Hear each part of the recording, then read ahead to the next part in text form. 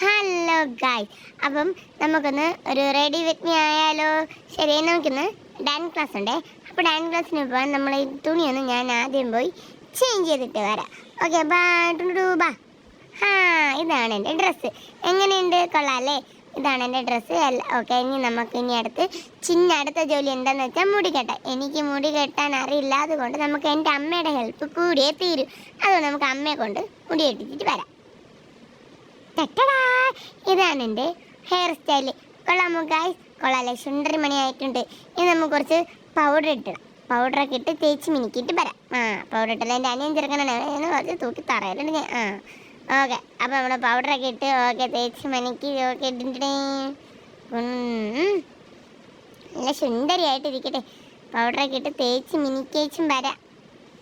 കുറച്ചും കൂടെ ഇടാം. കുറച്ച് ഇട്ടിട്ട് ഇനി കൂടി പോവോ എന്തോ. അതുകൊണ്ട് ഞാൻ പൗഡറൊക്കെ വലിച്ചിടുന്നുണ്ട്. എൻ്റെ അമ്മ അവിടെ നിന്ന് എന്നെ ഇങ്ങനെ നോക്കണ്ട, തള്ള ഇങ്ങനെ കണ്ണും കുറിപ്പിച്ച് വെക്കണം. Okay, set. ഇനി അടുത്ത് നമുക്ക് നമ്മളെ ഐലൈനർ കൊണ്ട് വരയ്ക്കാം. കണ്ണ്, വാലൊക്കെ ഇട്ട് വാലിട്ട് എഴുതിയിട്ടിടാം. ഓക്കെ, ഈ അമ്മയുടെ ഈ അമ്മ എന്തിനാ കാണാൻ? പക്ഷേ മേക്കപ്പ് ചെയ്യാൻ സമ്മതിക്കില്ല, സുന്ദരിയൊക്കെ സമ്മതിക്കില്ല. ഓക്കെ,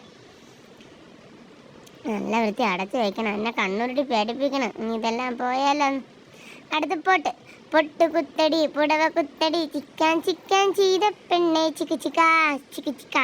ഓക്കെ, ഇനി പൊട്ടൊക്കെ ഇട്ട് ഇനി നമുക്ക് ലിബാം പോയിടാം. അത് അമ്മയുടെ ലിബാം. അമ്മ എന്നെ കാണിക്കാതെ ഒളിപ്പിച്ചുകൊണ്ട് അലമാരക്കകത്ത് കൊണ്ട് വച്ചിരിക്കുകയാണ്. ഞാൻ ആരാ മോള് കട്ടിൻ്റെ മണ്ടേ കയറി നമുക്ക് അമ്മ കാണാതെ ലിപ് ലാമ്പ് എടുത്തിട്ട്. ഓക്കെ,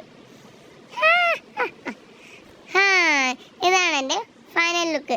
ഓക്കെ, എല്ലാവർക്കും ഇഷ്ടപ്പെടും ഞാൻ വിചാരിക്കുന്നു. എല്ലാവരും എന്നെ ഒന്ന് ഫോളോ ചെയ്ത് ലൈക്ക് ചെയ്യുക. ബൈ.